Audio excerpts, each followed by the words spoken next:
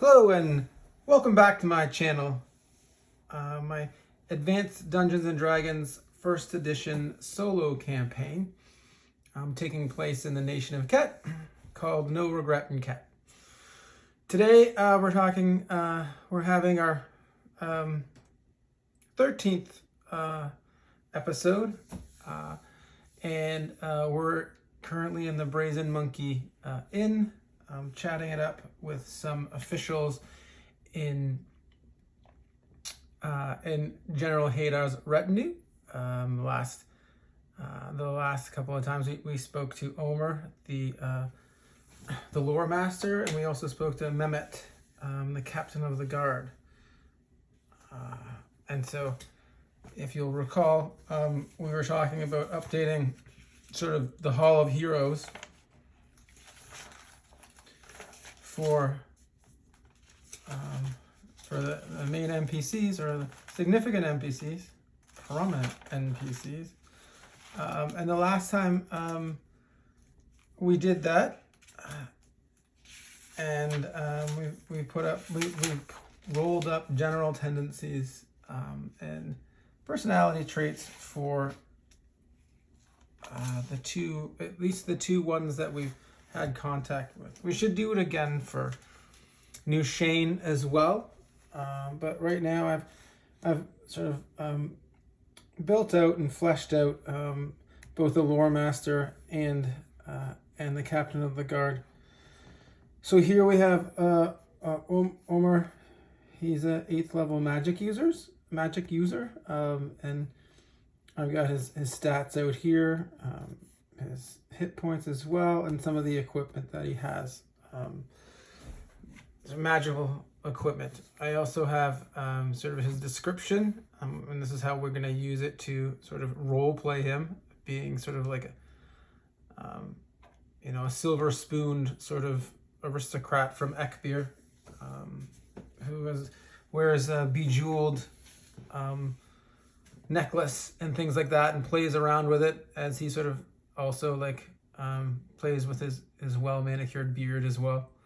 But Mehmet, who's the one was our major interaction last episode, the captain of the guard. He's sober and his personality is retiring, so he's a little quiet and he's kind of shy. He lets his actions speak for him when he's on the campaign trail for General Haydar. We rolled up I rolled up his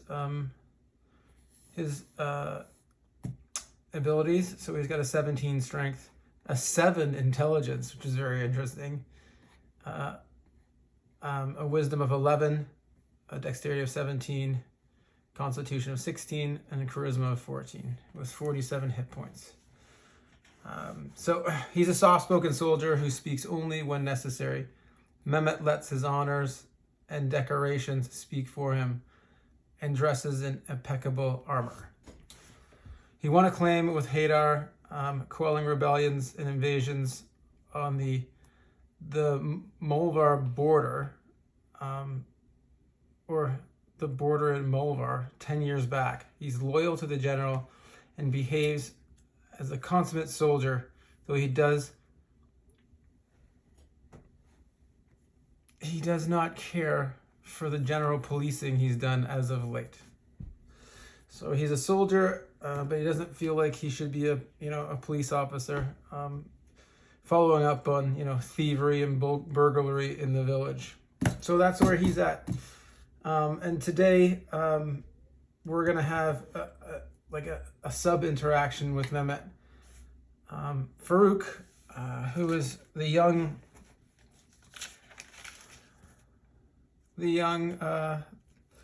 fighter in our group, who considers himself the strategist for us. He's gonna ask Mehmet some questions about the orcs and what he intends to do about them, and the elves, and where they come from, and what is the government's or Haydar's stance on the elves that sort of dwell within the 30-mile hex surrounding Lorabas.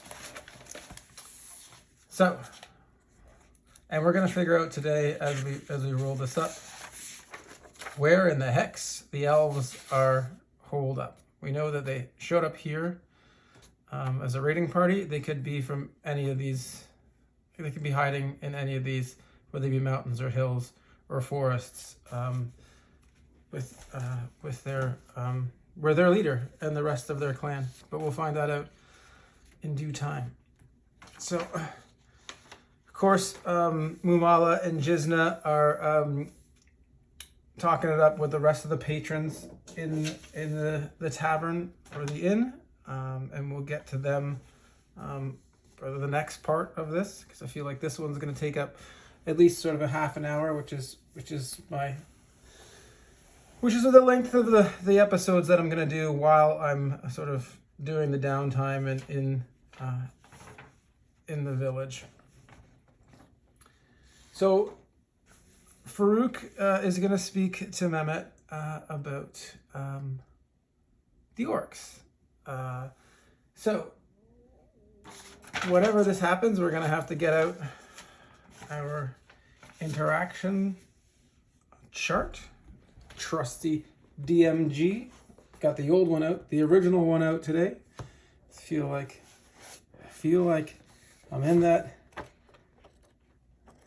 original cover kind of mood today. So Mehmet sort of he sees Faruq, and Faruq approaches him with all due reverence and sort of awe. It's really weird for him to be in with talking to somebody who is of such a high station.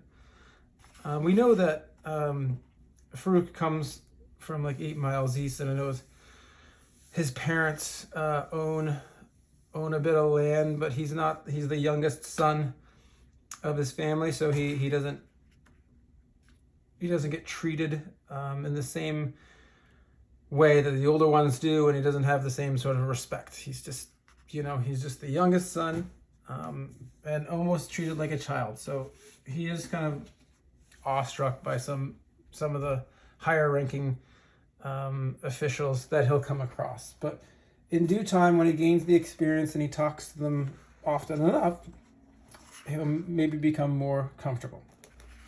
But let's look at the interaction here today. The first one we want to talk. Let's get off on the right foot here. The first one we want to do, I think, is we're gonna tell him about the orcs, because I think Faruq will feel like that's a feather in the adventurer's cap, saying, we met these orcs, we killed a few of them, we found out this hole, and he feels like Mehmet will be much more open to discussing some of the other topics that he wants to talk about if he's not too boastful about it. He does have diplomatic tendencies. He's diplomatic, but he's also opinionated, which comes from youth. And he is. This is an important distinction too. I believe he's neutral good, and Mehmet is also neutral good. So they're of the same alignment, and I think that might bode well for them. At first, I feel like Faruq would be upset that they're being a little lax on the laws, from the lawfulness regarding Zahab and his use of these magical amulets or brooch of suggestion and things like that. But they're of the same alignment, so they have that in common. So Faruq's a local, so he's got. No, Faruq's not a local, but we'll give him a 10%. He's within the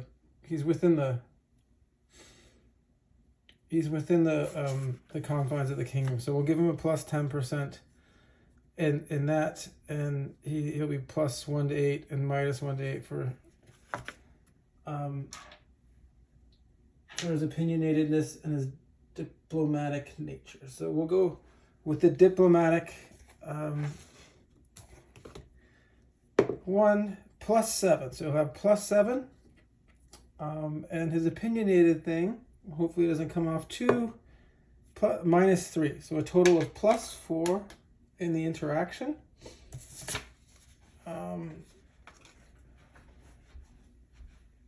And then +10 for him being sort of the same kingdom and or cultural background, because they're both sort of almost like pure, they're almost pure Backaloonish if you look at the names and things like that. So we'll give him a +10.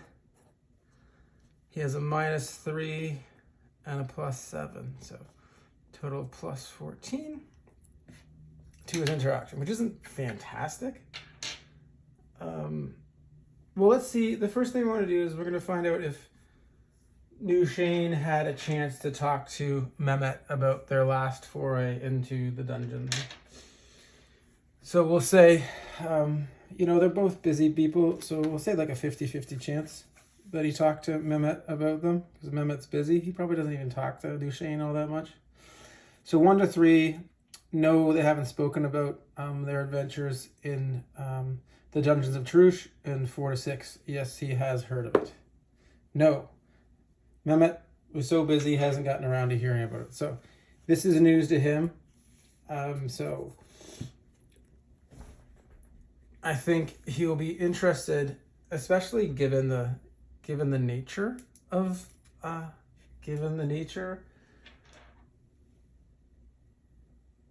the information. I want to see how interested he's going to be in this, the orcs. So I'm going to give him, we're going to 1 to 10, his interest level. 4. Okay. So it's about 50-50. That's 4. He's kind of interested. So we'll make that, we should make that about, it does relate to military actions and endeavors. So we'll give that a total of +20. So, and Faruq has charisma 11, which is a wash. I don't think it gives him anything on the reaction charts. Let's just check that. I assumed it was just like nothing on the reaction charts. Here, table, intelligence, dexterity, constitution, charisma 11, normal. So he doesn't get a bonus. Doesn't even get a small bonus. Okay, so the total is +30.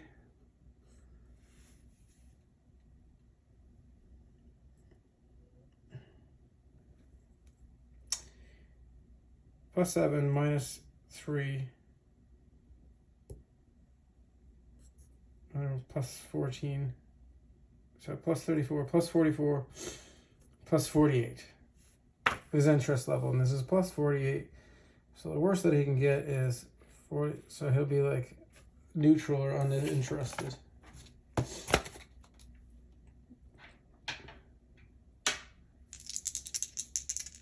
Greens 1s, or greens 10s, reds 1s.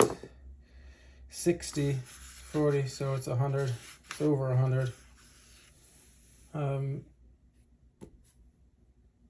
Greater, enthusiastic, friendly, immediate acceptance.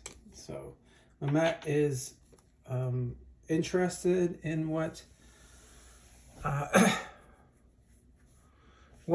Faruq has to tell him, which is fantastic. So he says, listen, Mehmet, sorry, sir, I understand you're in charge, or you have been like in charge of, the military endeavors for General Haydar's retinue. And I know that you work in the village here as captain of the guard, but I know that you've also done some other interesting military activities. I heard you not like 10 years ago when I was but a boy, you sort of quelled unrest in Movar up, to the west and north. Lots of people talk about that. That's fantastic. And your legends, precede you.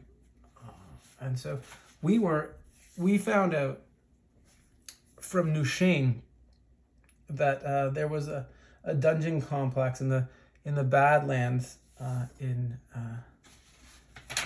this area. And he said, well, we went down to this dungeon, which has long been eroded and hard to find. It looks like there wasn't a lot there. We were going there to find information and maybe some treasure, historical treasure that would be worth some sort of money, to sort of, get us off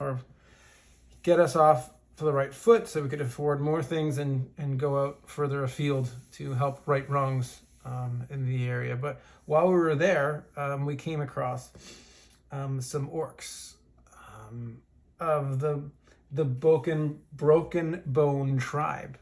And the interesting thing is, I don't know if you know this, there's a whole tribe of orcs down there in the dungeons of Tarush. And we know that we sort of parlayed with a few groups of orcs there, and we found out that there's a schism in the tribe. And that one orc, the orc chieftain by the name of what's his name again? We wrote it down.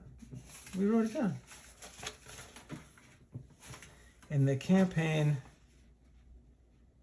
growth.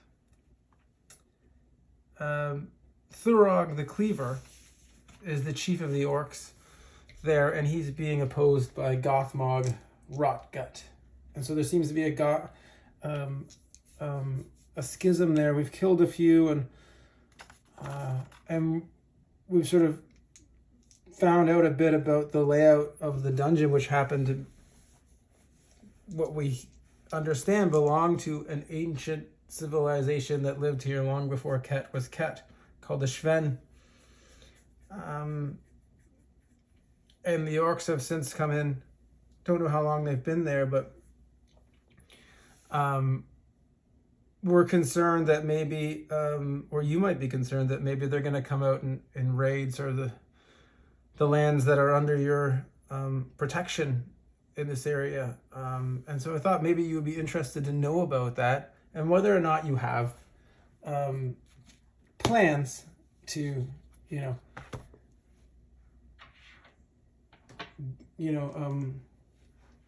smoke them out and get rid of them. And so we're gonna do another interest level 1 to 10. See how much he knows about the orcs. Okay, 4. So he's heard bits and pieces here and there. We haven't seen a lot of evidence of them coming out. But that's interesting that you found out about the dungeon. I didn't know much about where exactly it was, so thank you very much. And about whether or not he wants to take action against them. He's kind of retiring, so I'm going to give him a -2 to this. So I feel like he needs to have like an 8 or above to if you really want to be involved in it.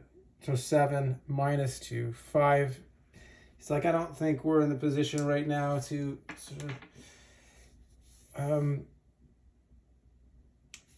sort of smoke them out and get rid of them entirely. Maybe we'll let them tear each other apart, because that's what they do, right? And when they get really weak, then maybe we'll go in and we'll find out how interested he is in the information that Faruq has to tell him. Now we're going to give him a +2 to this one. So 7. So he's mildly interested. He's like not to say enthusiastically interested about finding how profitable the information might be for him. So we're gonna say he'll give them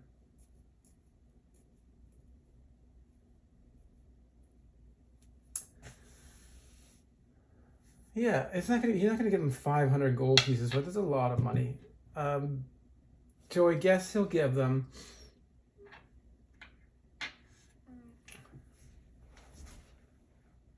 250. That's about half of 500 because he is interested in it and he's very happy to hear about it. So he'll give them 250 gold pieces for the information.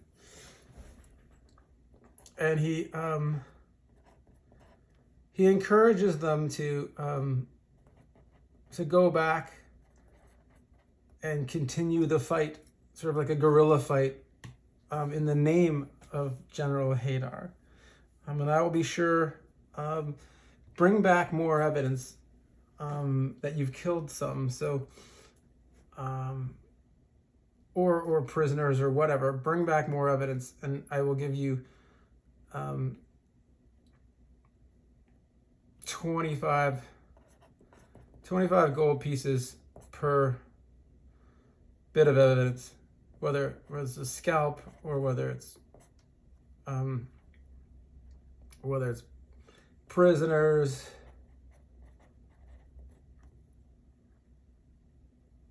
We'll give 25. That's a lot, but that's still 25 gold pieces per one once they start bringing them out. So that's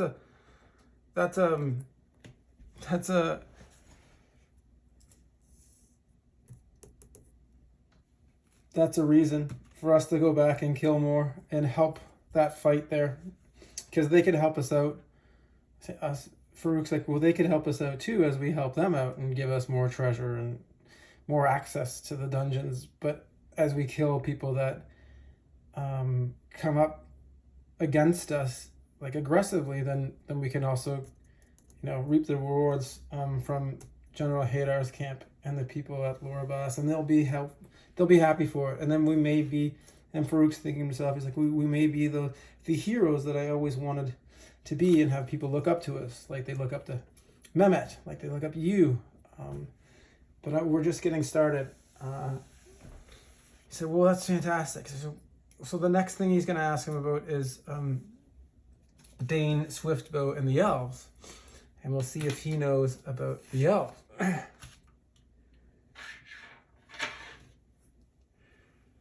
We'll say,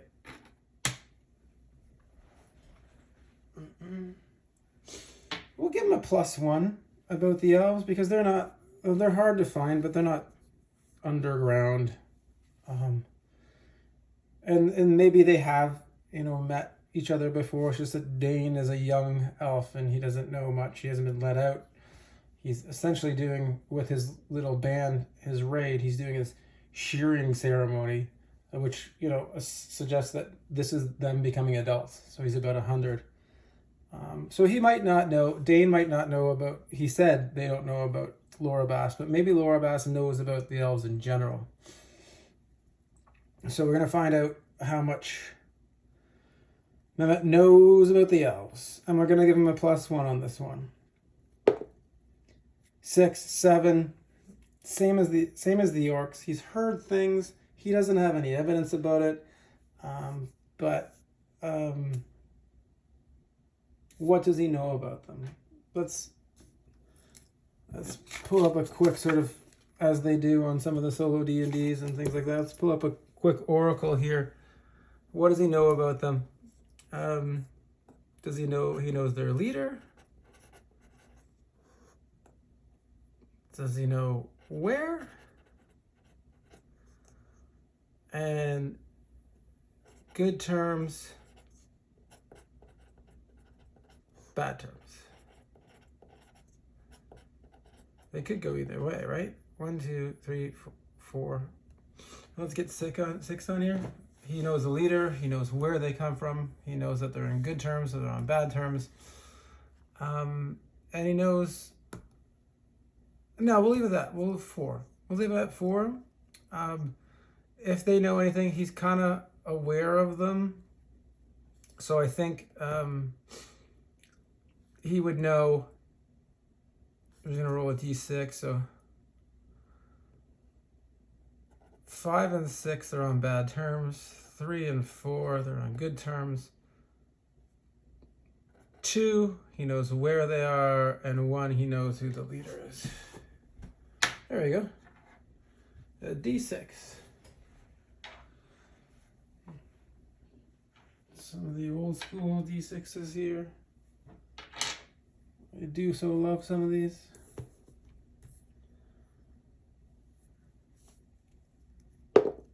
Two. He knows where to find them. Well, he thinks he knows where to find them. That's interesting. Okay, let's pull up. Let's pull up the hex again. So I think they were in here. I think I was trying to figure out where maybe they came from, and they're regular high elves. So maybe they could be.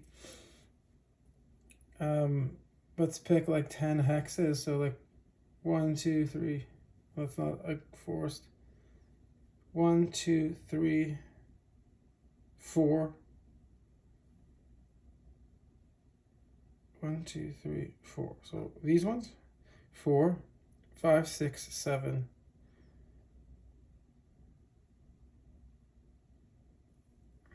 And we'll do the hills. 8, 9, 10. So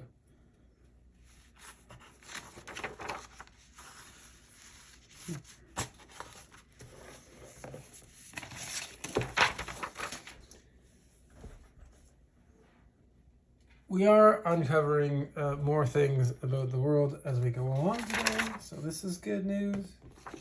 So we'll just go across here. 1, 2, 3, 4, 5, 6, 7,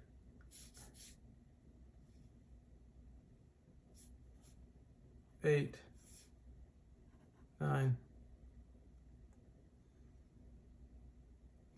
And I'm gonna go on a limb here, or not on a limb, but like a 10 would say they're in the mountains. Foothills of the mountains. Okay. He knows where they are, and he'll tell them what he's heard. And then that creates another sort of hex to explore. A wilderness hex to explore, so that's exciting too. Okay. So what hex are they from? 4. 1, 2, 3, 4. So it's right here. I say 1, 2, 3, 4. So they're on hex 6.6.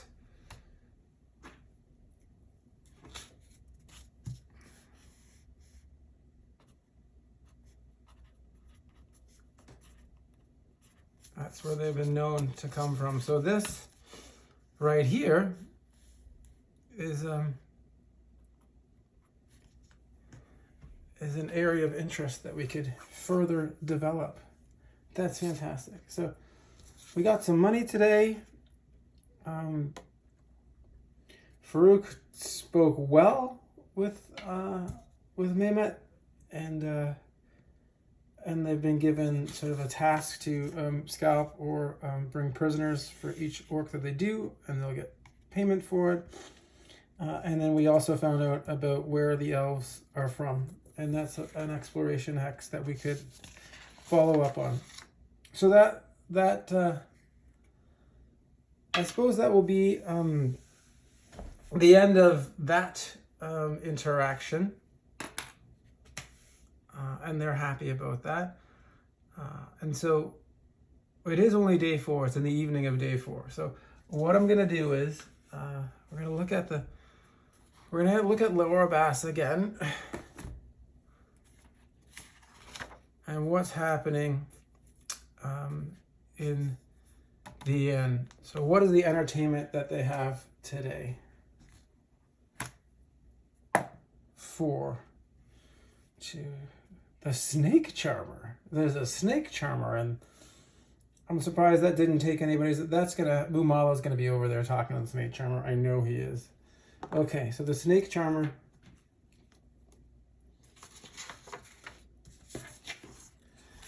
So we have the inn. We have this a snake charmer, and people are paying attention to that. You know, he's blowing on his horn. He's hypnotically getting the snake to go back and forth. Oh, that's interesting and great entertainment for everybody in the inn. They're also, like I said, they're swaying back and forth. They're all about, ooh, you know, people like seeing if they can like tease the snake, or if the snake is hypnotized as well. It's just it's very exciting for the people in the inn. However, let's find out what else is going on there, because Jizna and Mumala are up next when we talk to them next, when we see them next. So we had the first, I think it's here, isn't it? It's here somewhere.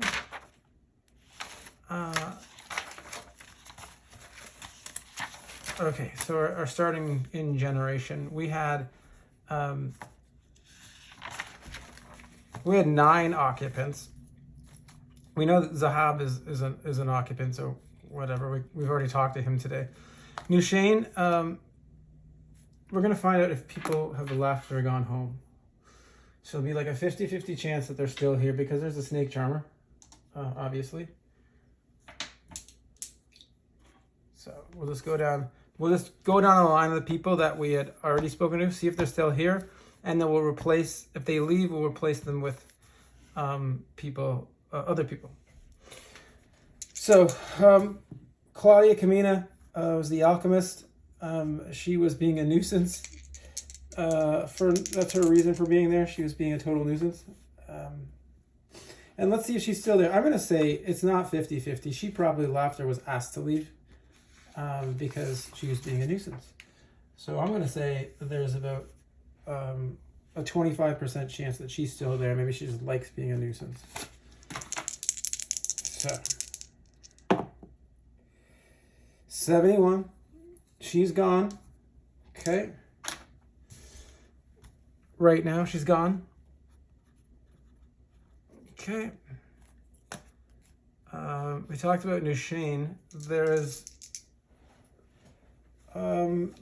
a high likelihood that he's still here, but because the lore master came, he's not necessarily needed.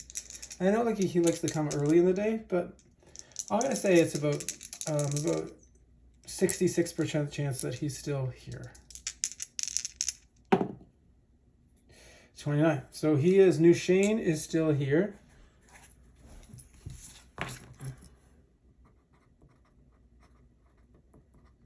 Okay.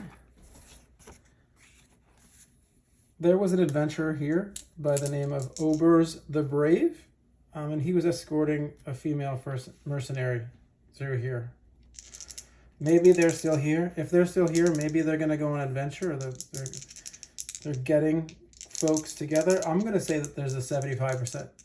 No, there's a 50% chance that they're still here, because maybe they went off adventuring, and maybe we'll hear about that. So 50% chance that they're still here. 80. So I think they're gone. Where did Obers get to? I don't think they got along very well the first time they were here. So they're gone. There's a merchant, the lumber merchant. I want to say there's about a 25% chance that he's still here. 86, he's gone. He might come back.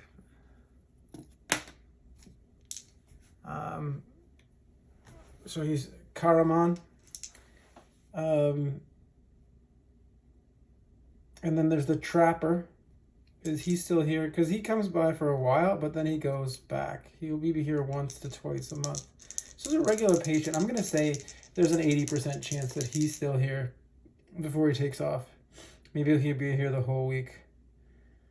That's Ender Ferretbane. 63. So he's still here.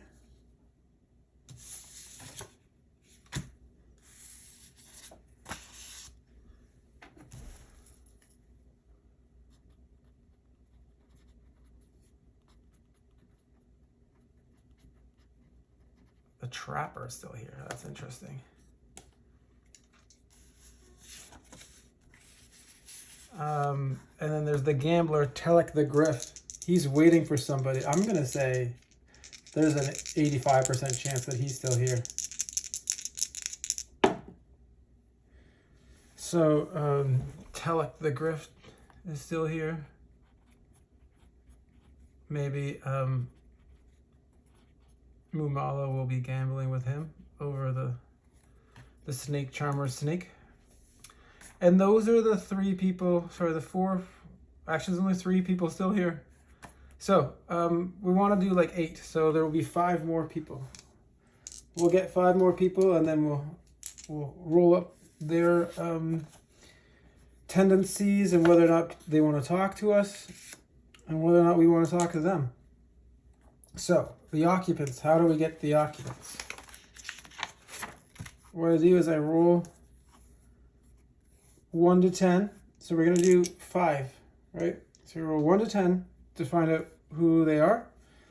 And then if it's, then it gets more granular if we get like men, the general table, there'll be a lot. Okay, so the first person is a 3, and that's, ooh, that's an adventurer.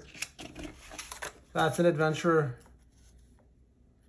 Maybe they want to join us. Maybe they have their own band. Maybe they have rumors about the area. We don't want stuff to get out about the Dungeons of Charush quite yet. But we'll find out what this adventurer knows. 2, 5, an official. What kind of official is he? Is he a local official? We'll figure that out. Maybe he's coming from Movar or Lalopa.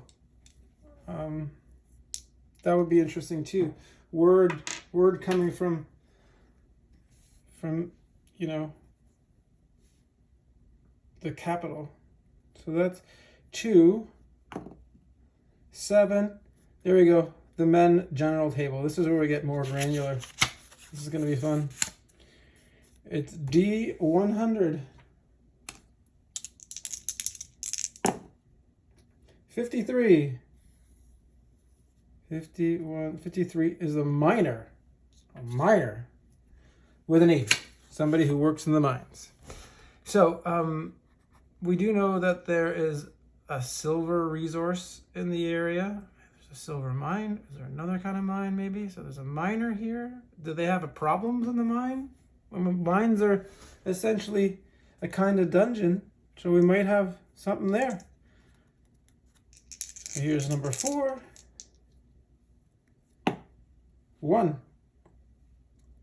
A patron. A regular kind of patron. Somebody who comes by normally.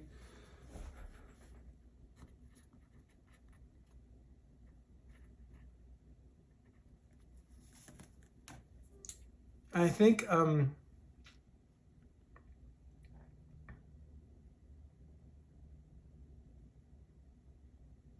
we can roll on this general table too.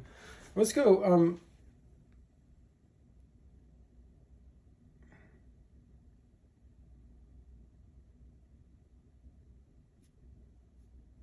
roll a D20. Here, we'll pick from the first 20 because those are people that could be regular patrons. Aside from maybe the escaped fugitive, slave or fugitive. 17 is